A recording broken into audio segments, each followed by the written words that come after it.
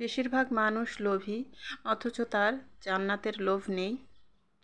বেশিরভাগ মানুষ ভীত, অথচ তার জাহান্নামের ভয় নেই। আসসালামু আলাইকুম আমার প্রিয় আপু ভাইয়ারা, আপনারা সবাই কেমন আছেন? নতুন আরেকটি ভিডিওতে আবার আপনাদেরকে স্বাগত জানাচ্ছি। আর আশা করছি যে যেখান থেকে যে অবস্থা থেকে আমার ভিডিওটি দেখছেন, আপনারা সবাই আল্লাহ তাআলার অশেষ রহমতে ভালো আছেন। আমরাও আলহামদুলিল্লাহ আল্লাহ তাআলার অশেষ রহমতে ভালো আছি।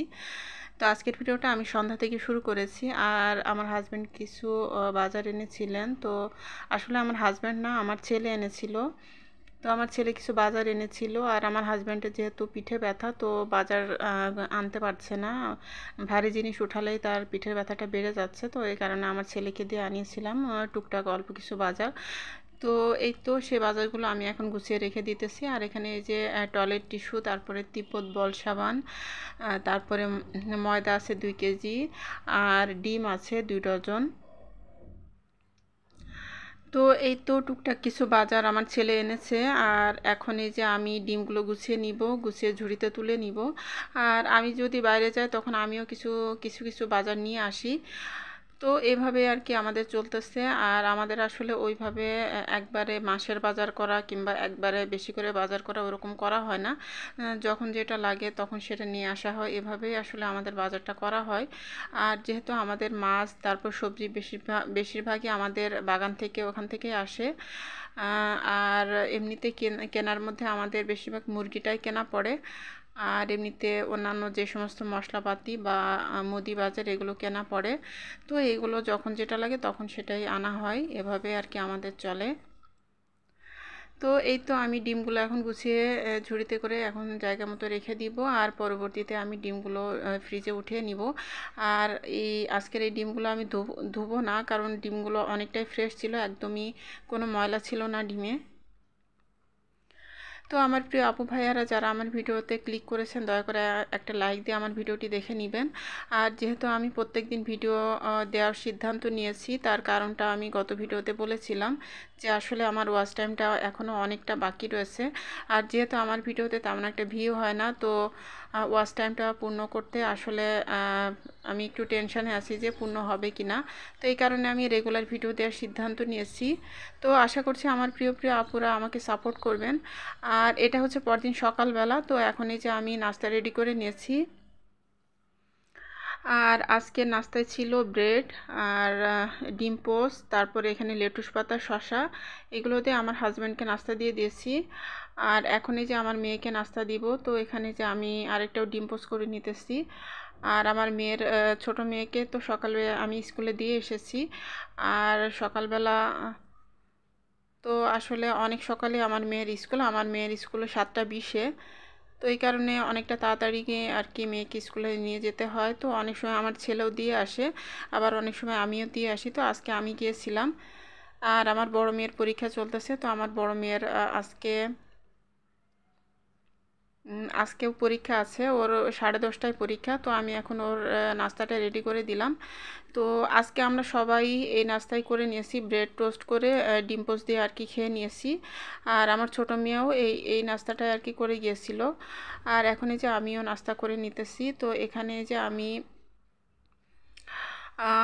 আমার নিজের জন্য একটা ডিম ভাজি করে নিলাম। আর এই তো ব্রেড, তারপরে লেটুস পাতা, শসা, তো এইগুলো দিয়ে আমি এখন ব্রেকফাস্ট করে নিব।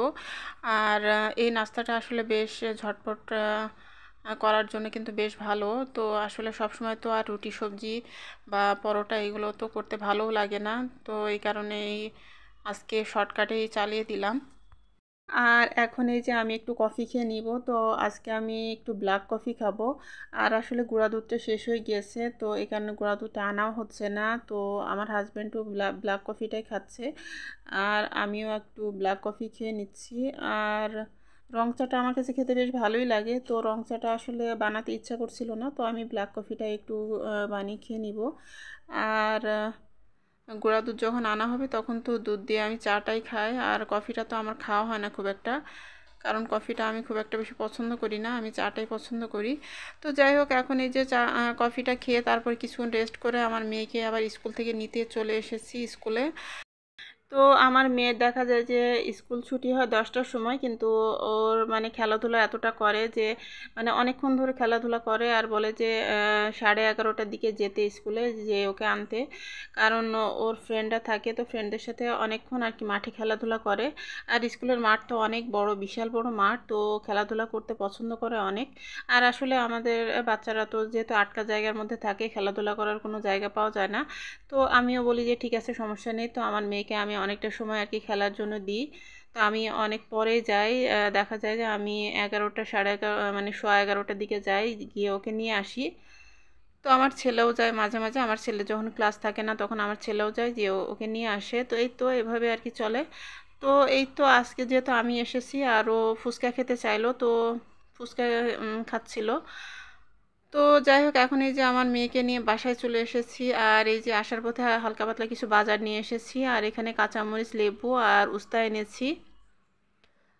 তো আমি তো সব সময় বাইরে গেলে কিছু না কিছু সবজি নিয়ে আসি, হালকা পাতলা আর কি, টুকটাক যেটা যেটা লাগে সব সময় কিছু না কিছু নিয়েই আসি।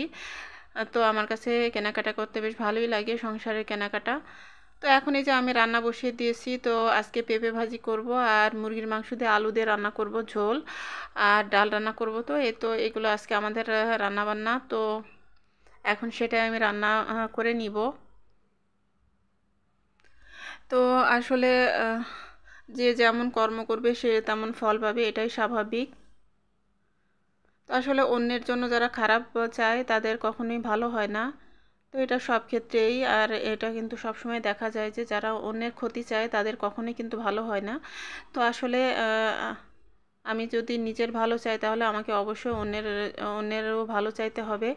আর একজন বান্দা যদি অপর আরেকজন বান্দার জন্য দোয়া করে, তাহলে সেই দোয়াটা কিন্তু যে করবে সেই তার জন্য কিন্তু আগে কবুল করা হয়। আল্লাহ তাআলা কিন্তু যে দোয়া করে তার ক্ষেত্রে সেই দোয়াটা আগে কবুল করে, তারপরে যার জন্য দোয়া করা হয়েছে তার জন্য কবুল হয়। তো এই কারণে অন্যের ভালো চাইলে নিজেরও ভালো হয়, আর অন্যের ক্ষতি চাইলে নিজেরও ক্ষতি হয়। তো আমি আসলে কথাগুলো বলছি যে আমেরিকা লস অ্যাঞ্জেলেসের যে অগ্নিকাণ্ড যে হচ্ছে, যে এতদিন ধরে যে অগ্নিকাণ্ড চলতেছে, যে দাবানল শুরু হয়েছে, এটা তো কোনো থামাথামির নামই নেই। তো আসলে মাত্র কয়েকদিনের ব্যবধানে একটা পুরো একটা প্রদেশ কিভাবে পুড়ে ছাই হয়ে যাচ্ছে, ঘরবাড়ি সব কিছু পুড়ে, গাছপালা সব কিছু পুড়ে একদম ছাই হয়ে যাচ্ছে। তো আসলে অন্যের যারা ক্ষতি চায় তাদের কখনোই ভালো হয় না। তো অবশ্যই আমরা চাইবো না যে যেমনই হোক, যে যেমনই হোক, তাদের ক্ষতি যেন না হয়। সবাইকে আল্লাহ হেদায়েত দান করুন। তো ফিলিস্তিনে যে মানুষকে, যে মুসলমানদের উপরে যে এত অত্যাচার করা হচ্ছে, এত পরিমাণ টর্চার, নিরীহ মানুষদেরকে দিনের পর দিন হত্যা করা হচ্ছে, তো তাদের জন্য আসলে অনেক কষ্ট লাগে। আর যারা এই হত্যাকাণ্ডকে সাপোর্ট করে, ইসরায়েলিদেরকে যারা সাপোর্ট করে, আহ, তো আমেরিকা তো সবসময় ইসরায়েলের পক্ষে সাপোর্ট করে আসতেছে। তো এখন সবাই বলছে যে যেহেতু আমেরিকা এত এত মানুষদের উপরে জুলুম করেছে, নির্যাতন করেছে, আর যারা জুলুম নির্যাতন করে নিরীহ মানুষদেরকে, তাদেরকে সাপোর্ট করে আসতেছে, তো এটা হচ্ছে তাদের কর্মের ফল। তারা যেহেতু নিরীহ মানুষকে হত্যাকাণ্ডে সাপোর্ট করেছিল, তাই হয়তো তাদের উপরে আল্লাহর গজব এসেছে। তো জানি না আসলে কোনটা সঠিক কোনটা ভুল, তবে এটা তো অবশ্যই সঠিক। এটা আমার ক্ষুদ্র জ্ঞান থেকে তো এটা অবশ্যই বিশ্বাস করি যে অন্যের যারা ক্ষতি চায় তাদের কখনোই ভালো হয় না। সেই ক্ষতিতে কিন্তু তাদেরকেও পড়তে হয়, যারা অন্যের জন্য গর্ত খুঁড়ে সেই গর্তের ভিতরে কিন্তু নিজেদেরকেও পড়তে হয়। তো আল্লাহ আমাদের সবাইকে হেদায়েত দান করুন, আর আমাদের সবাইকে হেফাজত করুন, আমিন। আসলে যে যত খারাপই হোক না কেন, আমরা কিন্তু কারোরই খারাপ হোক সেটা চাই না। আমরা চাই যে আল্লাহ যেন সবাইকে ভালো রাখেন আর হেদায়েত দান করেন। তো এখন এই যে সন্ধ্যার পরে, তো গুঁড়া দুধ নিয়ে এসেছে আমার হাজবেন্ড। তো গুঁড়া দুধটা আমি বয়মের ভিতরে এখন ঢেলে নিব, যতটুকু পরিমাণ লাগবে ততটুকু ঢেলে নিব। আর আসলে গুঁড়া দুধ ছাড়া তো একদমই চলে না আমাদের, কারণ চা কফি তো আর খাওয়া বন্ধ করা যায় না।